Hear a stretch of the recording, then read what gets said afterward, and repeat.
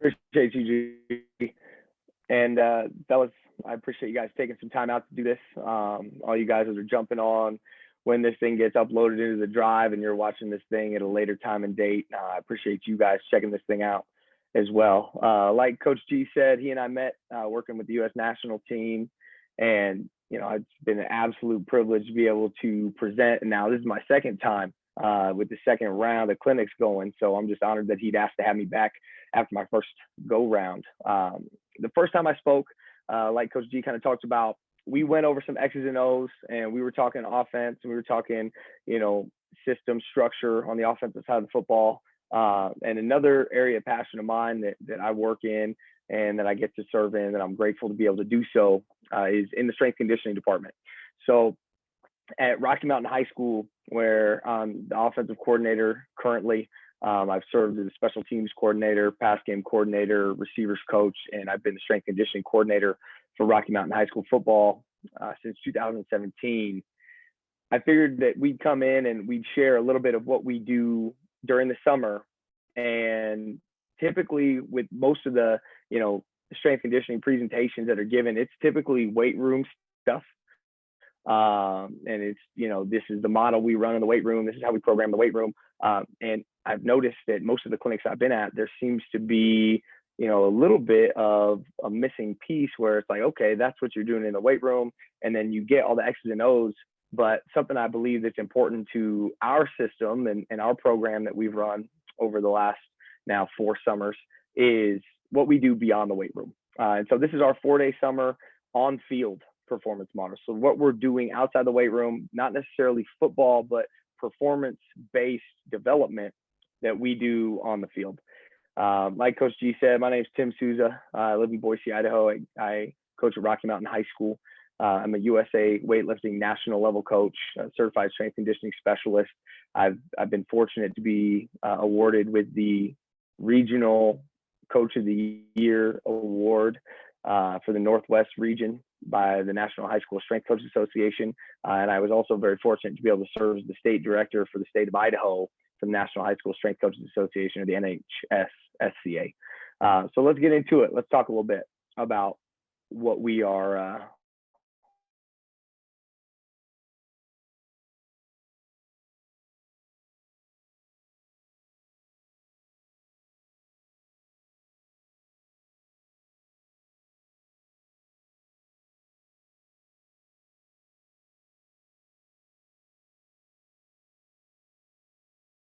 let me know.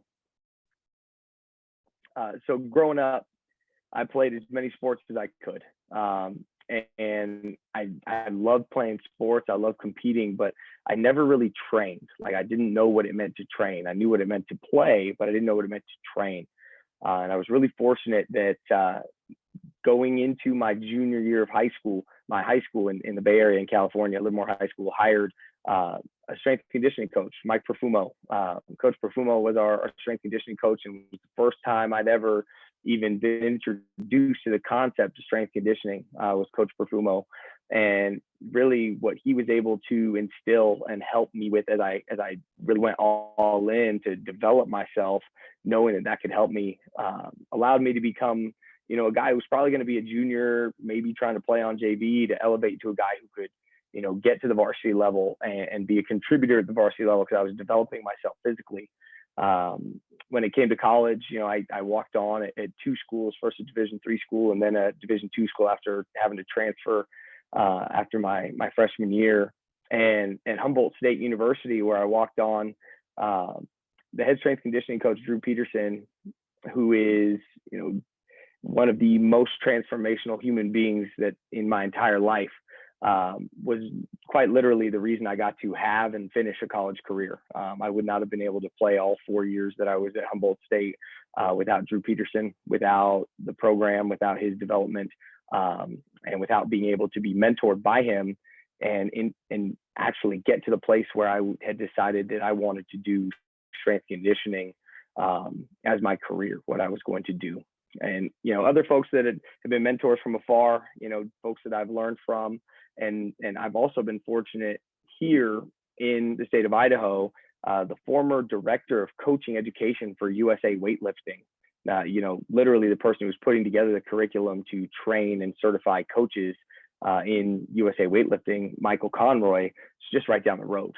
Somebody that I'm incredibly fortunate to have been able to develop a relationship with, someone who shared and helped me grow and learn. And really, as coaches, I won't take credit for any of the stuff I'm presenting being original. I probably stole it from somebody somewhere, and those are the guys that have been the most transformational and the most influential on me. Like I said, I attended Humboldt State University, my bachelor's of science in kinesiology with emphasis in exercise science. Our head strength coach was Drew Peterson. Phenomenal human, absolutely best in the business. He was gracious enough to bring me on as a student, undergraduate student. After my first year at Humboldt State, he brought me on as a student assistant. So I was in my undergrad working as a collegiate strength conditioning staff member, which also allowed me to work on campus as a non-scholarship guy, and not have to go off campus to go make enough money to buy groceries and pay my bills. So I was able to be on that strength conditioning staff and grow my craft.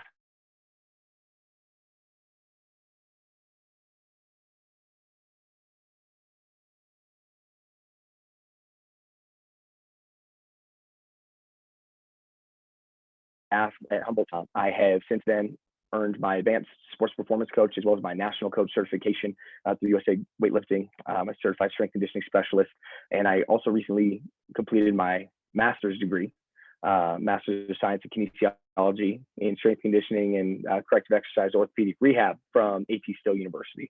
I've been fortunate to be a part of several staffs out here in the Treasure Valley. My first full head strength conditioning coordinator job was at Nampa High School.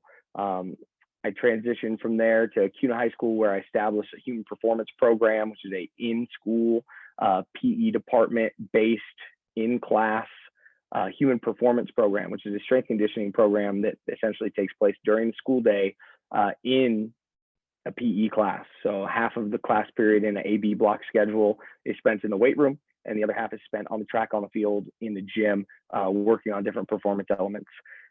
Like I said, I'm currently at Rocky Mountain High School, the offensive coordinator, strength conditioning coordinator, and have served in other capacities as well.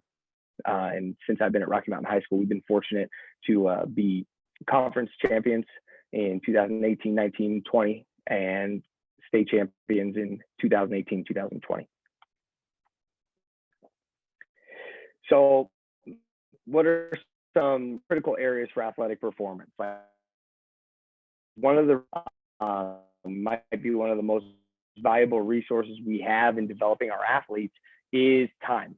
So we need to make sure that we're prioritizing our time well. So what are the things that we need? We identify that we need work capacity. We can also call that aerobic base.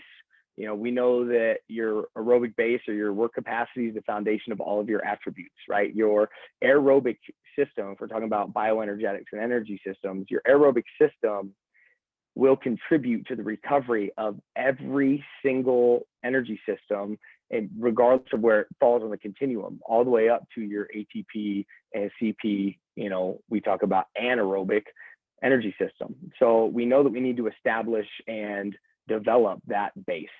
We need to be able to absorb force. Force absorption is an absolute essential skill. And the reason being is that most injuries happen during deceleration or the absorption of force. It's not necessarily happening during the application of force.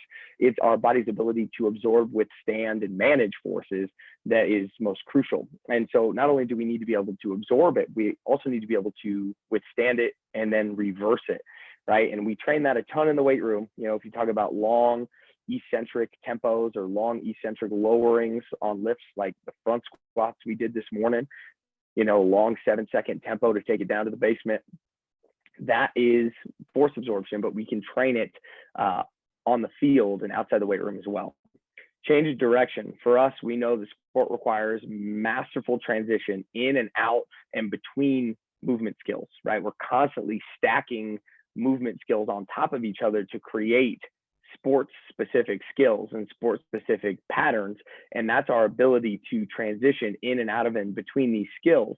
And those skills and those movements take place in different planes and in different directions. And we know that dropping our center of mass and creating angles, whether it be our shin angles, joint angles, body angles, those are incredibly important skills for us to be able to change direction.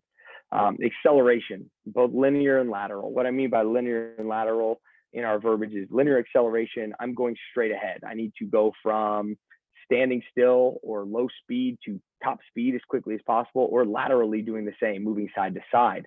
And rarely in sports do we reach top speed and sustain that top speed. So especially in football. And so what we look at is the one who is first to reach their max velocity is usually going to win. If I'm going to race you across the room or across the field or to a loose ball, and you and I are both moving at the same speed, traveling to a ball that's the same distance away from us, whoever can get to their max speed the fastest is probably going to win the race to that spot, right? Repeat sprint ability. That's another attribute that we feel is essential, because repeat sprint ability is essentially who can maintain top speed, or at least as close to top speed as possible for the longest, right? So in the fourth quarter, it's not necessarily the team who's less tired wins. The team that can still be running the fastest is going to win. And we would say producing the most force.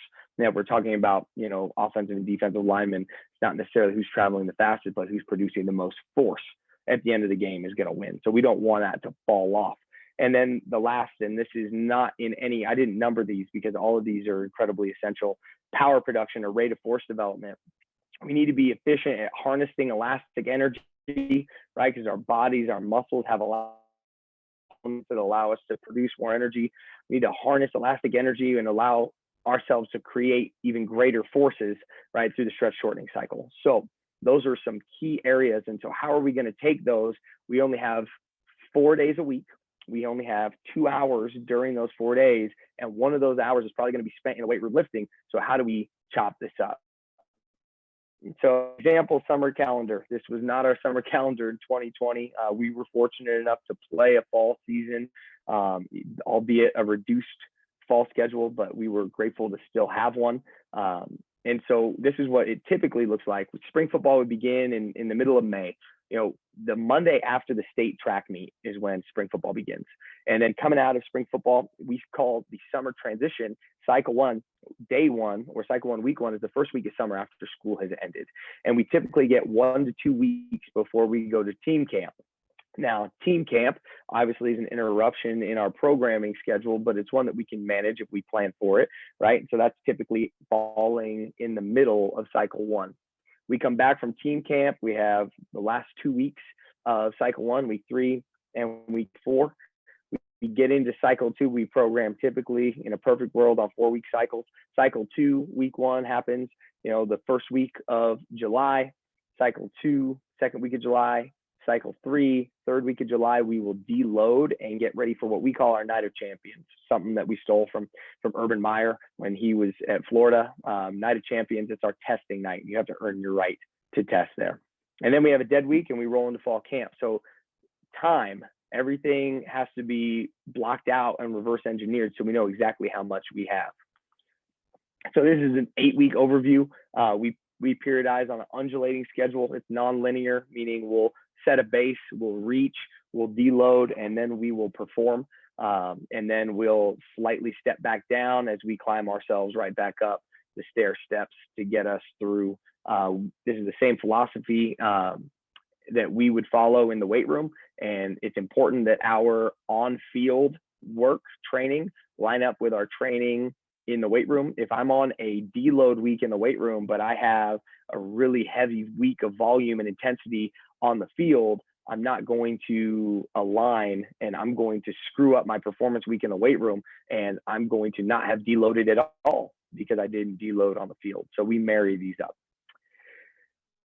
Typically our week at a glance, and this was not our weeks during the summer because we had some COVID protocol that we needed to follow. But typically this is what it would look like. We have 4 groups. We have our varsity big cats.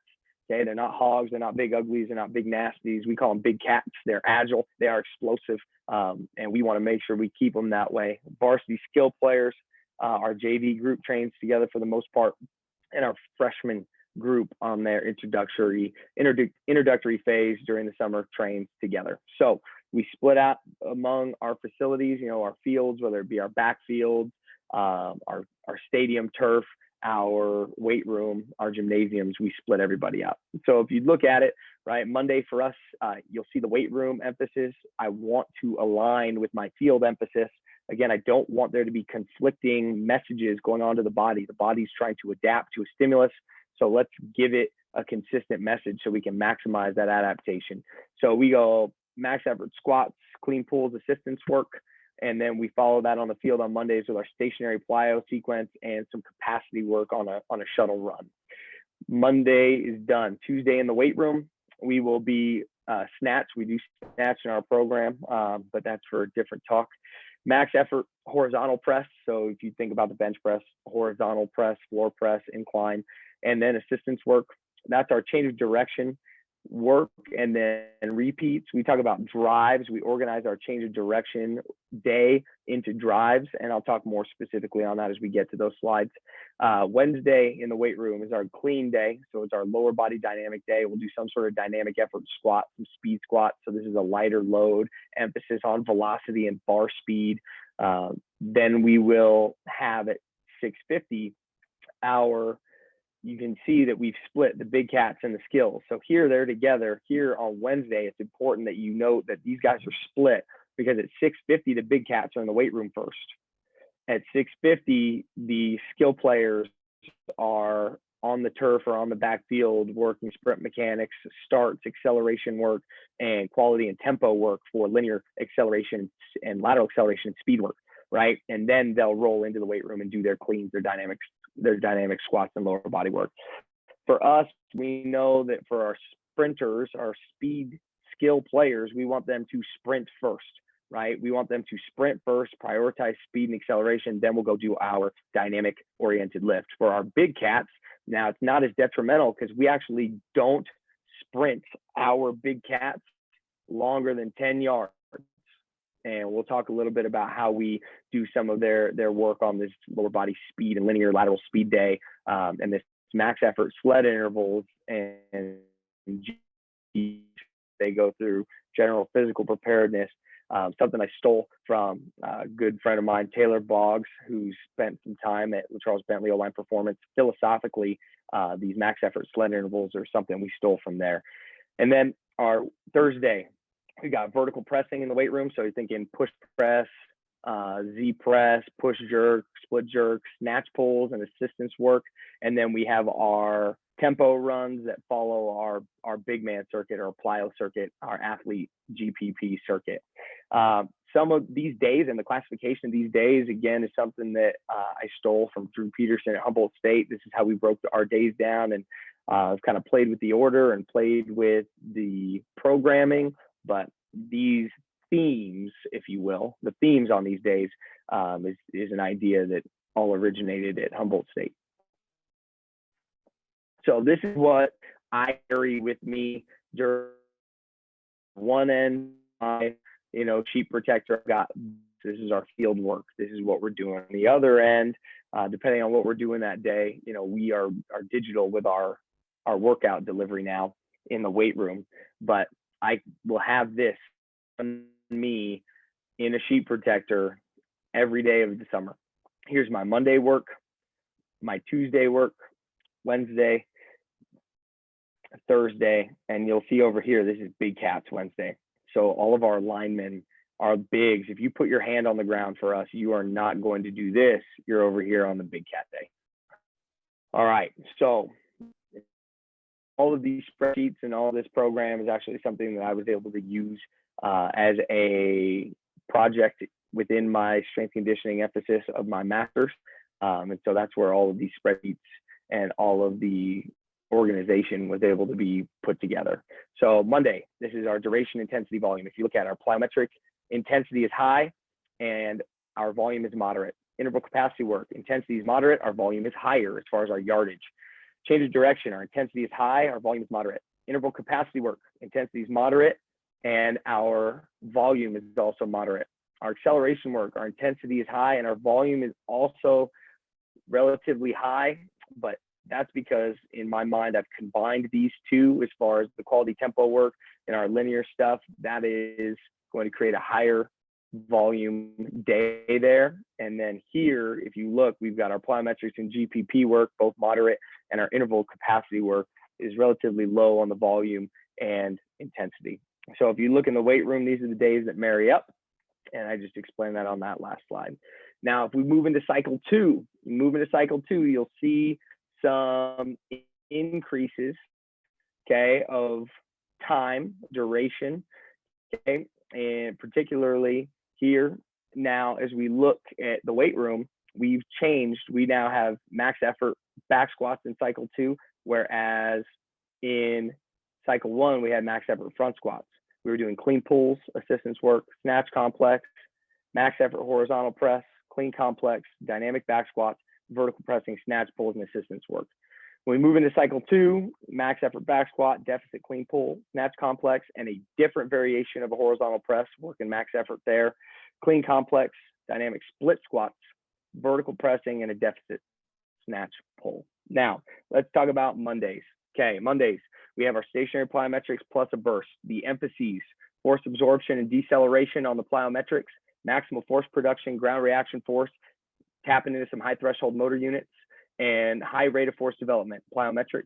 We're using the stretch shortening cycle to produce more power with our plyometrics, and we are highly activating the central nervous system to potentiate that acceleration. So getting the wires hot with our jumps, and then we'll go into a max effort we call the fast five. You should be able to chew up 10 yards of grass in 5 forceful steps. We'll do traveling plyometrics, so we're actually moving. You know, if we're doing bounding, broad jumps, you know, all of those variations of plyometrics we're traveling, and this is huge for force absorption and stabilization. And then we'll do 300-yard shuttles. Now, if I'm totally honest and I'm completely transparent, the shutdown in the spring and some of our limitations that we had coming back, and especially after having athletes come back after seeing us for a couple months in the summer of 2020, I have modified this to where we are not doing 300-yard shuttles every week of the summer like we were in the past. We've actually cut that back. I was finding that I found this summer that we were able to create the same level of capacity, the same times. Guys were making their times with less. And so if I can still create effective adaptation with less dose, I'm going to do that. And so we've actually gone to a couple different schematics. And so not as much volume on that. There are some things that I looked at this summer or this spring going into the summer that I wanted to give a try, and they were incredibly successful. And as we go through the presentation, I'll kind of tap in and let you know some of the things that we've changed. But one of the things we've changed is we don't do 300-yard shuttles every week of the summer anymore. We have tapered some of the strategies that we're using here. So let's look at it all the way through cycle one. These are the first 4 weeks. I look here, really, total volume of foot contacts. We have 105 in week 1, 105 in week 2. We have 58 foot contacts in week 3, and we have 118 in week 4. So you remember the steps on the ladder or on the stair steps that I showed you on that chart for our undulating periodization. You see a deload in week 3, and then we roll up into higher volume in week number 4. If you look down here in cycle 1, we had 900 yards of shuttle volume in weeks 1, 2, and 3, with a deload down to 600 yards in week 3. We deload. We have 900 in weeks 1, 2, 4 with a deload of 3.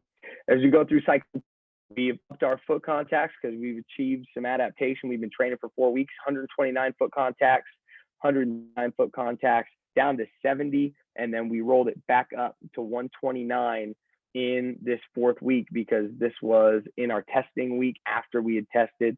So we went with the same load as week 1. If you look down here at the shuttle runs, we have 4 in weeks 1 and 2, and this should be less down here. That should say 3, and then that should say 4. All right, so let's take a look here at some of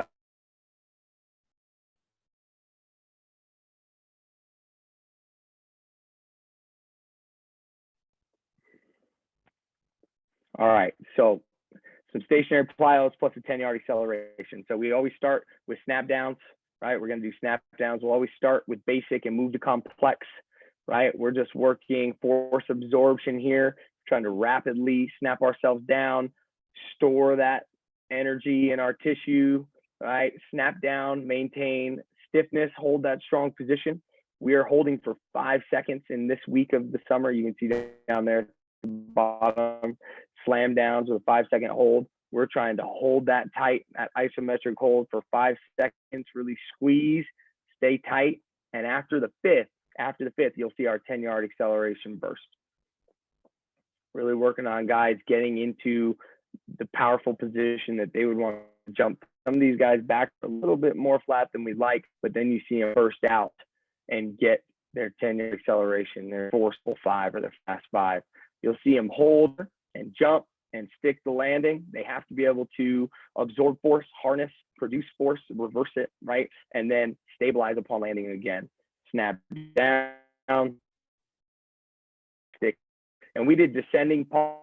The first rep was a 5-second pause. The second rep was 3 down. Let them absorb that 4.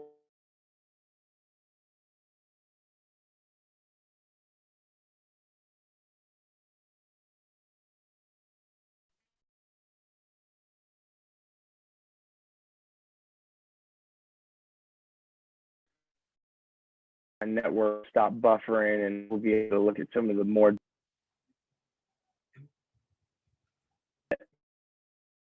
Here we go. So this is a little bit more advanced. This is a split slam down plus a split jump, and then you'll take off. I'll show you one more variation here, and then we will move ourselves right along.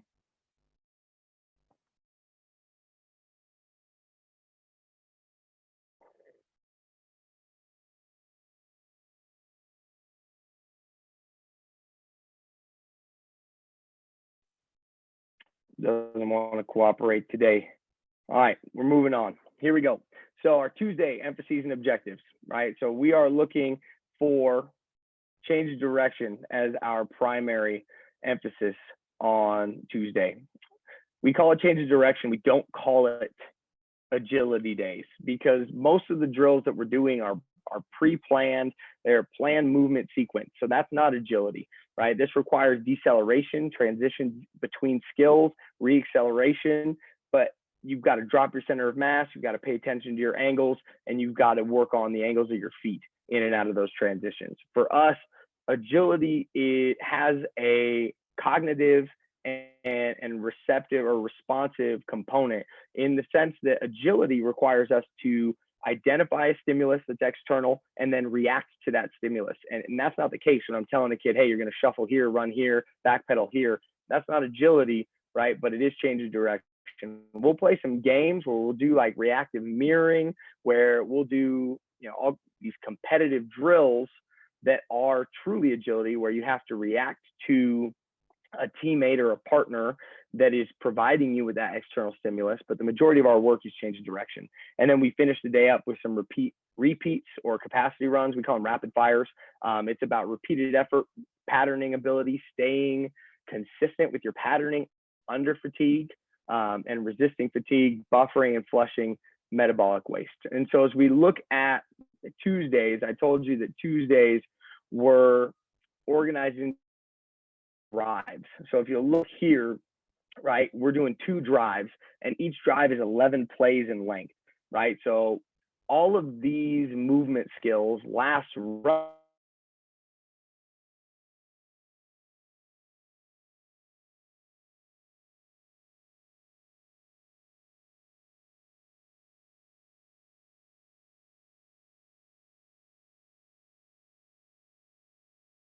also repeat sprint ability focused, right? And so we're doing 20s in week 1, we're doing 30s in week 2, we're doing 15s in week 3. That's our deload week. And if you look at what that does to our total volume and yardage, 400, 480, that takes us down to 240, right? And then we'll roll up to 40s in week 4 in our performance week, and that takes our volume up to 640. You'll see the flying 20s, 30s 15s and 40s. We just marry those up with the working distance for that day. In cycle 2 during the 2019 summer, which is what these sheets are from, we would jump to 25. And like I said, I take the first 10 minutes of this and go every 2 minutes instead of every minute on the minute for the first 10. And then the back half of the workout is when we go to every minute on the minute. You'll see the quality work of the flying 20s, flying 30s, flying 15s and 40s. The distances were the same progression: 20 in week 1, 30 in week 2, 15 in week 3, and 40 in week 4, right? But we just moved our time up to 25 minutes. So let's take a look here, and we'll just look at some of our positions we talk about on Wednesday for our stationary sprint mechanics. This is a shorter video, so I'm hoping it loads a little faster.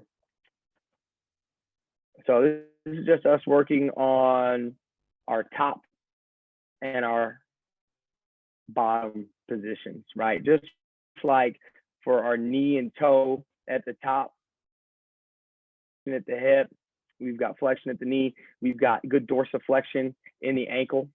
Now we're going to our 4-position cycle where we go from up to down, top to bottom, right?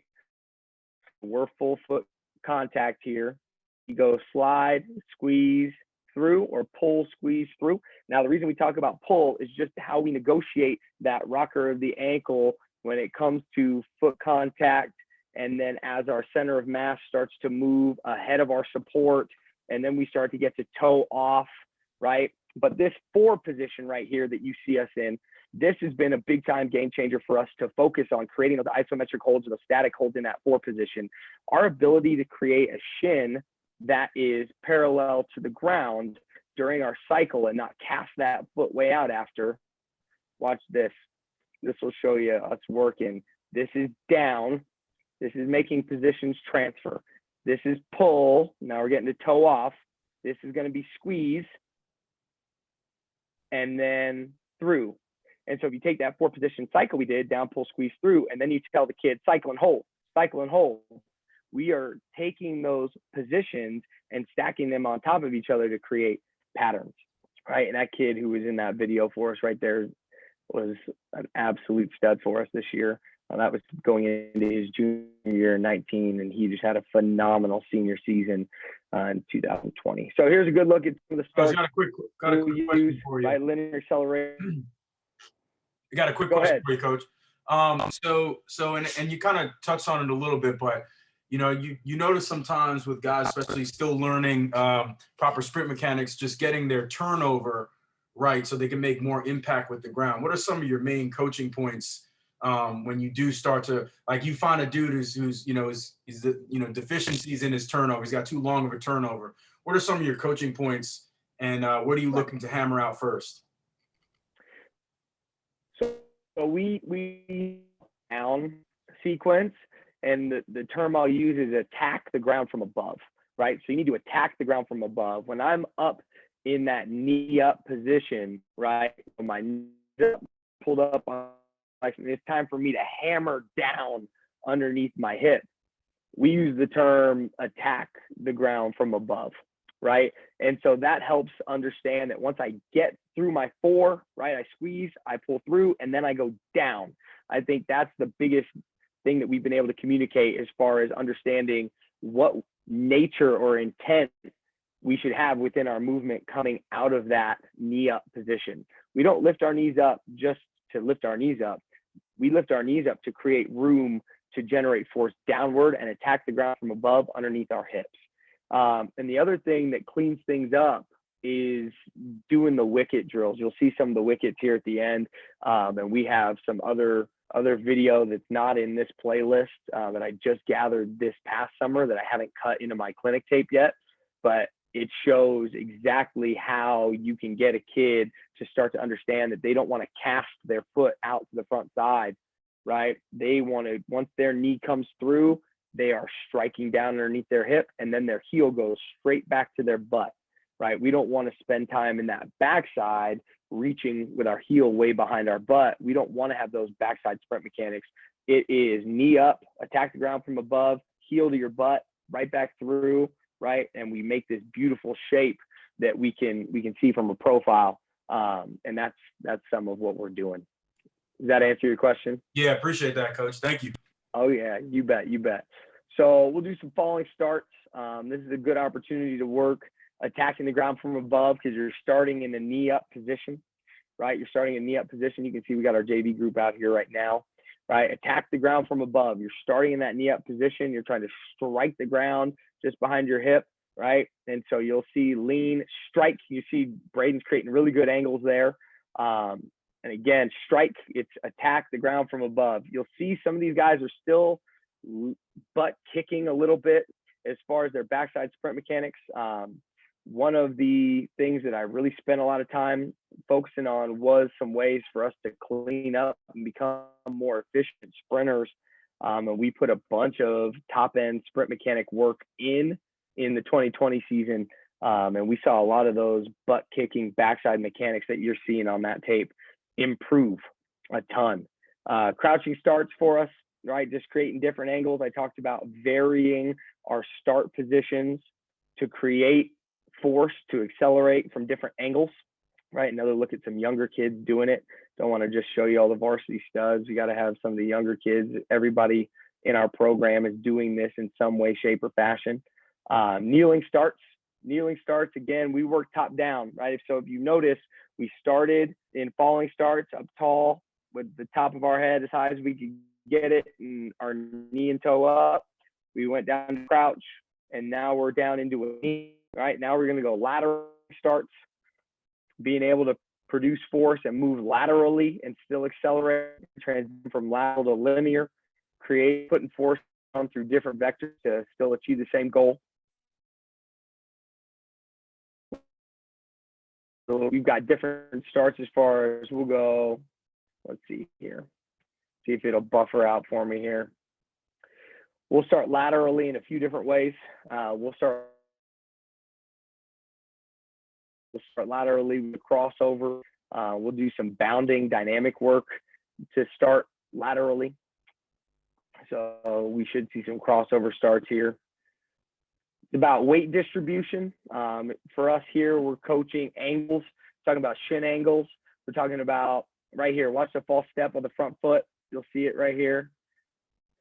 His weight distribution was poor, so you'll see everybody come back, right? I'm blowing the whistle and I'm yelling at somebody, but we've just got to be more detail oriented, right? So here's a pop-up start from the floor. Working on getting linear. Again, starting on the ground, we have to create angles.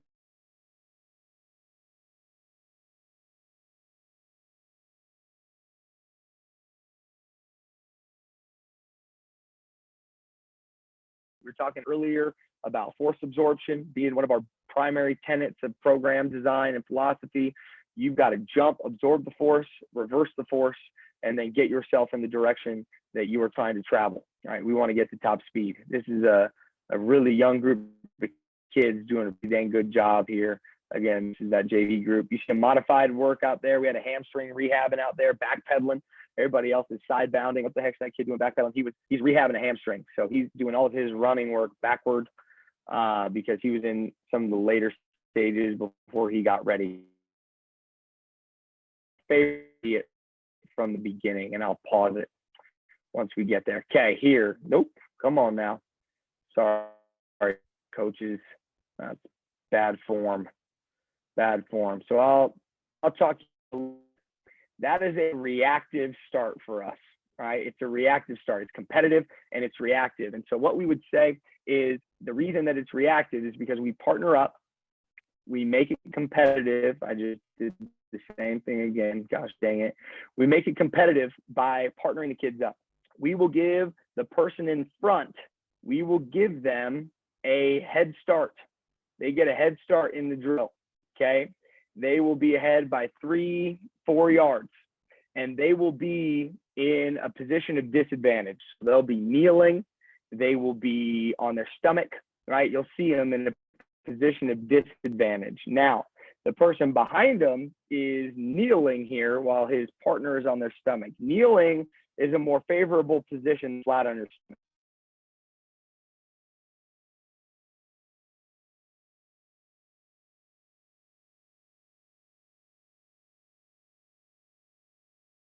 because they have a 2 to 3 yard head start, and you don't start the race until that person says they start the race. There's another variation with a lateral bound, right? We got a lateral speed skater from a 2 or 3 yard advantage, but I've got to overcome all those lateral forces before I can start sprinting. And all my partner has to do is watch me, and they'll know when it's time to sprint. Okay, I'll run it back so we can see one more time here. We love these because this is the closest that you will get to picking out a stopwatch or timing gates as far as getting full speed. These are competitive. This is a race, right? The best way to get kids to run fast and have fun is to make them race. Say, look, get with your best friend and race. And so we really, really have a lot of success with these. We make sure we program these into the back half of the workout to make sure that our force output is still super high. So those cat and mouse competitive and reactive races are a ton of fun. Here's a look at our quality work, flying 30s. So they get about a 10-yard lead in. They've got a 30-yard fly zone. We should be working top end sprint mechanics here to present themselves on that stationary sprint mechanic, down, pull, squeeze through to practice here. Young guys actually doing a really good job here working on making some of those stationary quality work with the wicket that I kind of started researching at the end of the summer. We bought another grip of speed hurdles here. You'll see a 6-step lead in, right? All to get us driving and creating enough space and putting enough force in the ground to us, right? Our feet should land even with the cones. You saw short striding. Some of our more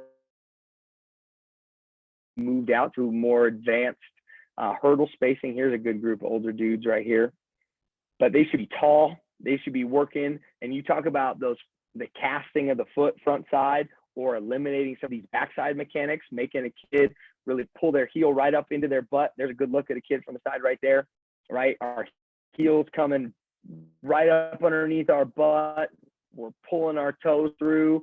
You'll see shins getting parallel to the grass here. Some of us better than others, right? But if we're doing this right, we had a lot of success with this in 19, even though we didn't put it until late. And so we put a ton of this in 20.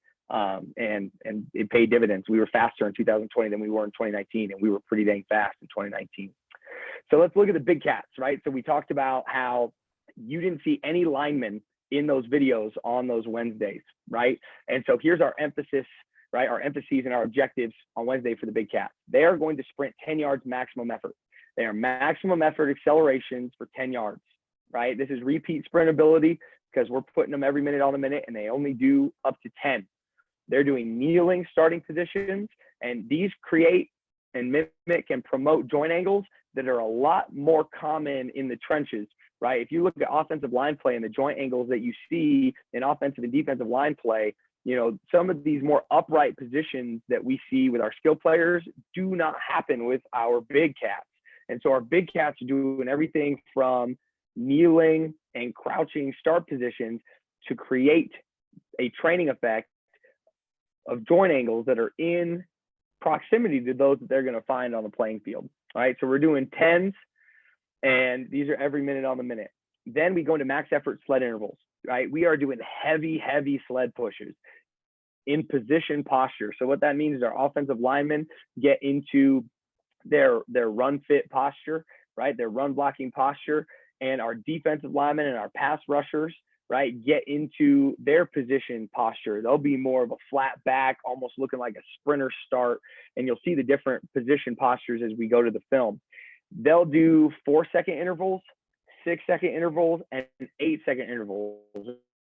Again, trying to mimic football in the sense that, look, these guys are having to exert maximum effort for anywhere between 4, 6, maybe 8 seconds. 8 is definitely on the long end, and we put those last. We start with 4s, go to 6s, go to 8s. And that in a 1-to-5 work to rest ratio, so me and 5 other dudes mimics what those big cats are going to be doing on the field. They're going to have to move another body of mass that is pretty substantial in mass, that's also trying to exert force against them, right? We're trying to move another body of mass against its will. So we've got to produce a ton of force for 4-6 seconds to be able to do that. And this is going to simulate the rhythm of the game and the demands of the game for these guys, right? And then we'll do GPP, general physical preparedness. We'll do sled drags, sled walks, sled pulls, medicine ball throws, and we're doing all those in multiple planes as well. So here's what this would look like. So in week 1 of cycle, right kneeling start, or sorry, 3 lateral kneeling starts on the, and another 10 and another 10, where we periodize our intervals, right? And so we're working here, we're doing 4s, 3 4s, 3 6s, 3 8s, and you'll see that carry itself through all the way through cycle 1. And then you'll see all of our accessory work, some battle ropes, some sledgehammers, some tire chest passes, sumo sled pulls, sled adductor drags. Really, adductors are incredibly important for our offensive linemen, so we plug that in. Crossover sled drags, same thing. Just trying to train the body and get the specific needs of our offensive and defensive linemen met in this. Now, if you look at us going here, right, not a lot of difference here in cycle 2, okay? But again, these guys are working their tails off on these max effort sled intervals. I'll show you some video here so we can take a look at it. First of all, let's look. Big cats to us. Big cats to us, they might be big, but they are explosive, right? This young man is actually throwing for the Air Force Academy, but that's a 280-pound human getting up and dunking, right? We want to keep our big cats big. We don't want to run all the weight off of them, but the weight that they carry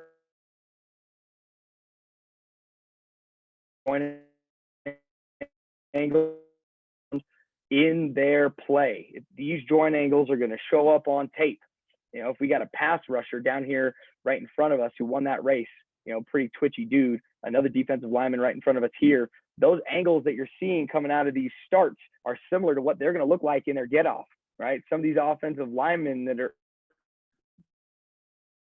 they're going to push in angles, they're working, whether it be in pass, in their position specific demands, those are going to show up on tape, right? And so those are new starts there. There's some angles of force application into the ground that you're going to see from some of our offensive linemen during play, right? And we're only going 10 yards, 1, 2, 3, 4, 5. And he hits it on his 6th step. All right, let's watch 1, 2, 3, 4, 5, 6. And he's through on 7. But what I want you to pay attention to is a part of the foot that they're putting force into the ground through. They're driving through their instep. They're creating a positive shin angle. You see a great shin angle right there. Positive shin angle to move him on his angle, right? Offensive line play is about driving your hips on your angle. Well, we create that right here, you know, in our sprint sessions. We're still talking about getting your angles correct in your stance to drive your hips on the angle that we are asking you to dominate on. So here we go, 4-second max effort sled pushes. You'll see a D line here at the bottom, and you'll see some O linemen in the rest of the group. D lineman's got pass rush posture, right? He's got a flat back and he's running, and some of our offensive linemen are working on their insteps, right? Really making sure they're pounding their insteps in the ground. I would like to see some of these guys stay a little bit more externally rotated as far as their shoulders are concerned. The vertical posts of our sleds, we just have some rogue sleds. You know, we just stack a bunch of 45-pound iron plates and we're in the back parking lot here, right? But the rogue sled vertical poles are not optimal for joint centration and getting us, but still a really good look at a guy who played offensive line at a really high level for us right there, working 6 seconds of max effort against a few hundred pounds. And so all summer long, he's training against moving a few hundred pounds, maximal effort, right? For 4 seconds, 6 seconds, and 8 seconds.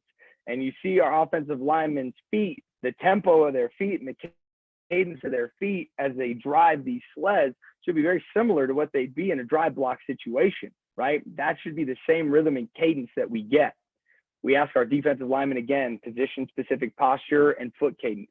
We're paying attention. We're trying to train for the game. We're not just trying to train to get tired. So again, this is 6 seconds. There's Kevin doing a really good job keeping his elbows in. He's staying externally rotated. I like to get a little bit tighter through his trunk. That's a long body right there. Still working to play with good pad level. D lineman, again, that's his get off angle. You can see the difference, right? That's a little bit different than what we're going to see. Another D lineman, right? This kid's actually at Idaho State right now, working against a few 100 pounds, max effort, flatter back, more. It's going to look a little bit more like pass rush, and we're okay with that, okay? Because we're talking position-specific posture for our guys during the sled intervals. Okay, let's get to the very last thing because I'm over. So let's go. Our Thursday is our athlete circuit, our big man circuit. Kids have a ton of fun with this. I don't need to walk around and blow a whistle and keep time on this. We give our kids some autonomy on this. We have sleds that will work a concentric emphasis on sled. So concentric contractions do not create as much wear and tear on the body. That helps to build work capacity. It's really the eccentric phase that breaks it down, right? And so that staying in that concentric phase is important for us to not beat our guys up anymore, because this is our 4th day in a row of training. They've been getting after it in the weight room. They've been getting after it on the field, right? You got plyos and medicine ball throws, working on force production, ground reaction force, and utilization of the stretch shortening cycle. We'll do loaded carry. This is our functional core. Our guys ask, Coach, why don't we do sit-ups and leg lifts and leg raises and a bunch of, core work? Well, taking a front squat at 80% down for 7 seconds, or pausing a front squat for 5 seconds in the hole, or doing these loaded carries, that's as much core as we need right there. It doesn't get more optimal or functional than that. So we talk about loaded carries being our functional core. And this actually helps jumpstart our recovery kind of going into the weekend, because this is our last training session before they get a 3-day weekend. We'll finish it with a tempo run, recovery-oriented tempo run, 1 to 4 to 6 work to rest ratio. We're working on the top of the head position on top of hips, 4-position sprint cycle, just another opportunity to ingrain our sprint mechanics into our kids, vertical forces. And then here's that coaching point, Coach G, attack the ground from above, right? So we should still see all of those things. These are not jogs. These are tempo runs. We say, 70% tempo with 100% mechanics. So here would be a look at just how it programs out over the 8 weeks. It's a list of all of our exercises that we program in and how many sets we're doing of everything, how many fartlek or interval runs we're doing, right, for a given week. And again, it goes 4-5, 4-5. We're undulating. Here in cycle 2, it goes 6-7, 5-8, and we're able to undulate. So I'll let this video run here so you can see some of the things that we're doing. It's about 3 minutes, as long as the internet cooperates. There's some loaded carries. We'll walk for about 40 yards. If we have implement like a kettlebell like you see here, they'll go 20 yards and switch. And we do both. We'll overhead carry the bars and the kettlebells. Doing some barrier jumps, whether it's track hurdles. So that was a tailback, defensive end. And then you'll even see an offensive tackle, right, working on being explosive. It was a little slippery that day on the grass, but he stuck the landing. He saved it. There's a wide out. Here's one of our DBs right here going through. That kid actually jumped a 40-inch vertical at the end of this summer. He was a junior in this tape, senior this last year.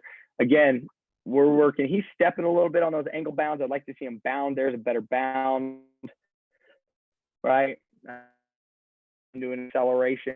And we go and we'll work through. Every kid knows they go to a station, they've got to finish that station 3 times before they can move on to the next station, right? Lateral rocket jumps. We got a bunch of different box jump variations that we'll plug in on this day. Really, this is just like recess. Like there's a bunch of different stations and a bunch of equipment all over the place, and the kids get to go have fun at these stations. They enjoy this.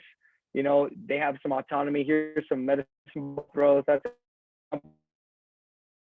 we're tossed with rotational throws. We'll do rotational throws to a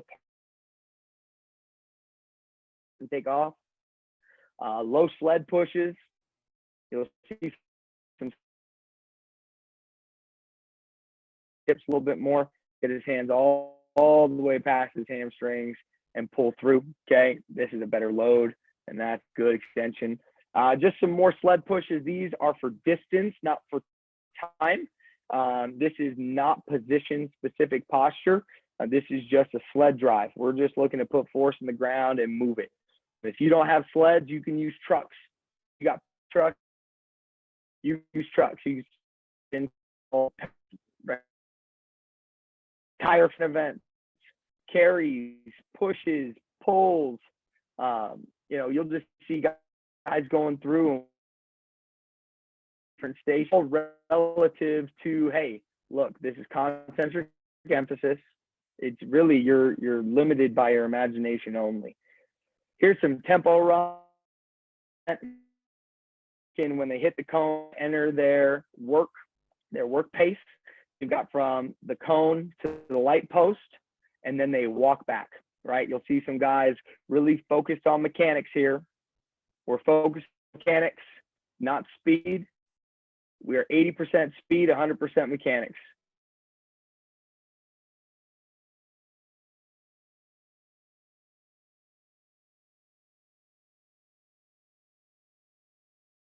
Mechanics, make sure we're striking straight down. You see our tempos are picking up a little bit right there, right? And now we're done.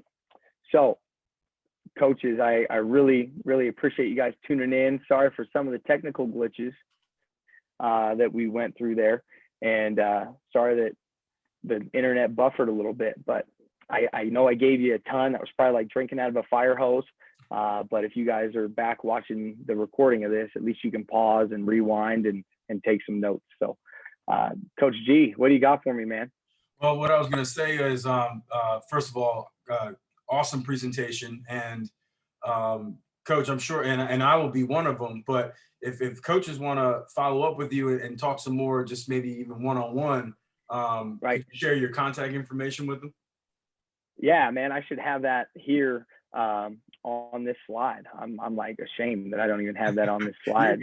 Right here. Obviously his Twitter is very available. I tweeted it out a few times. So yeah, that would be the first thing that I would recommend is hit me up on Twitter, and we can get a conversation going from there. I mean, some of the most fruitful professional development conversations I've had in the last 3-4 years have all started with a Twitter DM. Yep. Right. So my inbox is open. Hit me anytime. Follow the link that Coach G tagged. I'd be more than happy to do it. Yeah, man. Coach, question for you with the wicket stuff. I know how beneficial that stuff is. Now, could you kind of explain? Obviously, there's you want to set it up in a certain way. So first and foremost, how are you setting it up to begin with as far as distance? And then the second part to that would be, clearly there's, kids have different leg lengths and things like that. So how are you separating that? And, what are the certain distances that you have set for them? Right. So I'm going to actually go over here, grab my phone and get my cheat sheet real quick. And this is really, I just went on Simply Faster, right? That's been my resource for a lot of the sprint-based football training. It's been the Simply Faster articles that are the Wicket articles they put out. They do a phenomenal job. So what I look at is in the article that I reference off the most, right? They only have two different sets that I work off of, right? So there's a table of recommended spacings for new sprinters, and then a table of recommended spacing for developed sprinters, right? And then what I have are the acceleration markers that we'll use. And we actually use the same acceleration markers in the 6-step lead up for everybody. And then it just changes after that, right? So for instance, like for new sprinters, right? We put the distance between hurdles 1 and 2 is 5 feet. Then we go to 5 feet again. Then we go 5-3, 5-3, 5-6, 5-6, 5-9, 5-9, 5-9, a third one. Then it goes 6 foot, 6 foot, 6 foot, 6-2, 6-2, 6-2. And we actually never get further out than that. We only go out to that first 6 foot hurdle. And what I've done is I've actually taken a measuring tape, right? And I've got a long measuring tape, and I just have marks on the measuring tape. And then we even have like a backup. We started with a string, right? We've got a string, and I painted on the string a long line for a hurdle, and I painted on the string a short line for an acceleration marker, right? And so all we've got to do is take out that measuring tape or take out that string, lay it down, and then I tell a kid, you know, hey, you hold that end, you hold that end. And I get a bunch of other kids and say, look, you guys have cones for acceleration markers, put the acceleration markers next to the short dot. You guys have hurdles, come and put the leg of the hurdle right next to the long mark on the string, right? And so we get it set up pretty quick. We found a way to kind of speed up our process because we don't have it like spray painted onto our turf or anything. The acceleration markers that we work off of, you know, obviously the starting line is 0, and then marker 1 is 4 feet, marker 2 is 4.3, marker 3 is 4.6, marker 4 is 4.9, marker 5 is 5 feet, marker 6 is 5.3, right? And then we go from there, and we'll build out the top end wicket spacings for the either new or developing sprinters. And what I've kind of picked up on, and what most of the folks that are listening and probably picking up on, 3-inch intervals every 2 to 3 strides at top end is how you want to increase your distances. And then it's 3-inch intervals on our acceleration markers from 1 through 6, starting at 4 feet and working up to 5.3. Awesome. Yeah, that's always something that, you know, obviously it's the benefits to doing that wickets is incredible, and kind of what we were talking about before with the turnover, because you notice sometimes, right, guys have that just elongated type of turnover, and they're doing themselves a disservice. So that can really help them kind of iron that out. But you want to make sure that the distances are correct, or it's just kind of counterproductive, right? So definitely awesome. And honestly, work smarter, not harder, right? So you marking the tape already, laying it out. Got to. You know, I can't remember all these numbers off the top of my head. You saw I had to go to my phone, you know what I mean? So yeah, I just you know where my limitations are, work around them. For sure. Nah, Coach, I appreciate that, man. Like I said, you know, and for the other coaches in here, definitely hit him up on Twitter. But you know, I know for me personally, I certainly will, because you know, I'd like to learn some more about it. And clearly, you know, Coach Souza is a stud when it comes to this stuff, man. And you know, just had it. I mean, and like you said, there was a lot of information there, and that's why it's good to kind of follow up or watch this back, so you know you can gather it all. But I mean, honestly, the information, all that information provided, just goes to show how much detail he goes into. And you know, I mean, that's really cool. I mean, you're hammering all different aspects, and like you said, the results were there. So you know, the increase in speed from 19 to 20, and coaches, if you didn't know, they just came off a state championship win. So clearly, you know, it didn't hurt. It didn't. Yeah, shoot, man, I didn't screw them up. That's really how I look at it. Like, we got really good kids, man, and I didn't ruin them. You know, so I mean, when it comes down to creating any program, right? It doesn't matter if it's a practice plan, it doesn't matter if it's your weight room program, it doesn't matter if it's your install, it doesn't matter if it's, you know, what you're doing on the field for your field work. Like, you've got to identify how much time do I have and what are my primary areas of emphasis, and then you just reverse engineer it from there. True. Now, Coach, you know, just to kind of piggyback off that statement, do you feel like a common mistake for coaches is they don't take into account the time, and they just kind of, you know, hey, look, let's just jump in and do whatever that, you know, hey, this stuff works, but if you don't have the time, or maybe it doesn't make sense at the time that you have, you know what I mean? Mm-hmm. I think the biggest thing is, like, everybody's situation is different, right? Especially this year. Like, y'all haven't played, you know, we played a season, some people play a season and stopped. Like, so everybody's situation is different always, but especially now. And I think the best thing we can do is, like, keep the main thing. What, like, even if something looks cool, or even if, you know, you really like to do something, like, I've got to do that constantly. Like, okay, yes, but I'd like to have that, but that's not my main focus, right? And I think that's why it's powerful to identify, like you said, like, what time do I have and what are my most important priorities, and then only deal with the priorities that fit within the time that you have. And that's the name of the game. That's how we can be efficient. One more question for me, just because I notice this with a lot of kids, especially younger ones coming up, but shoot, even the high school kids.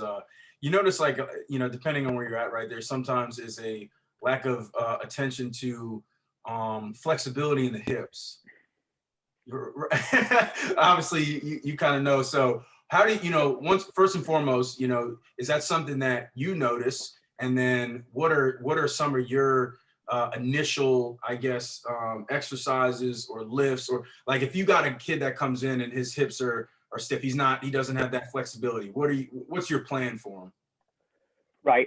So I feel it right now, right? Like I've been here sitting and giving a talk, and so my butt's falling asleep and my hips are getting tight as we speak. You know what I mean? So like that is a common consequence of just our way we live, right? We sit down on couches, we sit in desks, we sit at chairs, right? And so we're always sitting, and our hips can get locked up. And more times than not, I struggle with ankles and heel cord calf complex mobility than I do hips. The hips, it's stiff, but if you're not looking in the right places, you could mistake a kid that's got really, really bad ankle mobility for a kid that has bad hip mobility, right? Just because the hip won't move further than the ankle will allow it. If you're standing on your feet, your ankle's closer to the ground than your hip, right? So you're gonna see the consequence of that a little bit more. If I looked at it right, and I was gonna say, okay, right here, this dude right here, right, Kelly Starrett, like most folks have probably heard his name. Kelly Starrett was Mobility Wad, the Supple Leopard, now the Ready State. Absolutely phenomenal when it comes to mobility, period, right? And so that dude is where I saw a lot of my stuff from, as far as like direct mobilizations of the tissues that affect these different joints, right? How am I going to open up the heel cord calf complex? How am I going to open up, the hip complex? Because there's so many muscles that tie into the hip. But if I'm honest with you, a heels elevated goblet or Zercher or zombie squat, but goblet's always the easiest to start with. Yeah. And paused time in there, elevated heels is important. An anterior load, or a load that's held in the front half of the body. Like the two fastest ways to clean up squatting mechanics are elevating the heels and holding the load anteriorly. And so if you do that, right, that's where you're going to be able to get those tissues used to that length, because just stretching, right, is not the same kind of load that an athlete's muscles are used to. Like the amount of load and tension that we put on our tissues, like in play, in sprinting, like the forces that your body weight undergoes in max effort sprinting is way more significant, way more forces than your body's going to, or tension that your body's going to sustain, like if you bend over and try to touch your toes, right? So there's like different modalities that you can use to create change by like providing enough mechanical load to actually get these tissues and the properties of these tissues to change. And this dude right here, Kelly Starrett, is the man, and that was where I've stolen tons of my stuff from. But I would say that even from the way that we train, like unless we're like peaking and we're doing something specific for peaking, like we are a full depth squat team. Like we are, hamstrings cover the calves, upright torso, we front squat, we overhead squat, we high bar back squat, we don't low bar. Our knees are always over our toes with our feet flat in the squat, or our heels elevated, but still surface under our heels. You see, you look at all the guys that are using the wedges underneath the heels of 6'7" basketball players, getting them to squat down, where they belong. It's a beautiful thing. So everybody can get there. It's just a matter of like us as coaches manipulating the constraints of the movement to help their bodies get where they need to be. And that helps us a ton. Our ankles and hips are inherently mobile just because of how we are squatting. We clean and we catch it all the way down. We snatch, we catch it in the bottom of an overhead squat. We do pause squats, paused overhead squats. So we're always down there. So that's where we get a lot of it is, believe it or not, we get more flexible in the weight room, awesome, more mobile, stuff. I should say. Yeah, awesome stuff. I'm glad I asked that because that was, how you explain that, man. That's really good stuff. Awesome. Coaches, once again, Coach obviously had shared his contact. Well, I had shared it on Twitter. I posted it a few times. So make sure if you have any questions, man, reach out to him. Obviously, Coach, he's a busy dude, but more than willing to chop it up with you and help out. And that's the beauty of it, right? Because we were all in that position before where we were looking to reach out to somebody in regards to whatever. And coaches were gracious enough to help us out. So it's only right to return the favor, right? And that's the beauty of this, and it's just an ongoing deal. And that's what one of the many aspects that makes the football coaching community so special is the willingness and ability to help each other out and continue to push each other forward, right? That iron sharpens iron deal. So appreciate you guys coming in here, man. Coach Souza, once again, always a pleasure for you. Like I said, I'll be reaching out to you because I want to chop it up with you more of a one-on-one basis in regards to some of this stuff. And just loved it. It was a great presentation, man. Obviously, ton of knowledge. You busted your butt to get to where you're at, man, and it's awesome to see that. So I appreciate you taking the time out for sure. Yeah, no problem, man. Always a pleasure. Like Coach G said, Twitter's easy. At Coach_T_Souza, SOUZA, my last name, and then my email is really similar in format, coach.t.souza@gmail.com. So hit me up anytime. Always happy to share. And thank you guys. Thank you, Coach G, for having me on, and coaches watching. Thank you so much. It's an honor.